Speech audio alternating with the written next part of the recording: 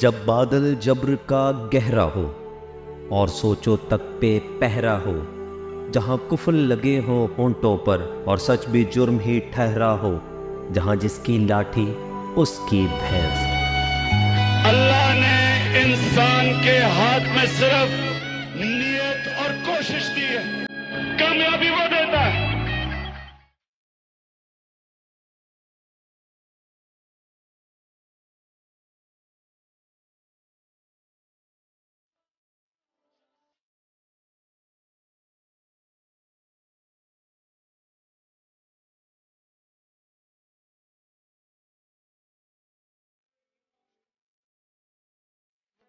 बस अब इस खौफ के बुत को हम कराची वाले तोड़ेंगे। 12 नवंबर को हम अपने कैद के लिए निकलेंगे और एक जलसा करेंगे। अहलियाने कराची से गुजारिश है, अपने घरों से निकलें और इस खौफ के बुत को तोड़ें। 12 नवंबर को जलसे में शिरकत करके हकीकी आज़ादी में अपने कप्तान का साथ दें, क्योंकि इस मुल्क को इमरान खान की जरूरत है।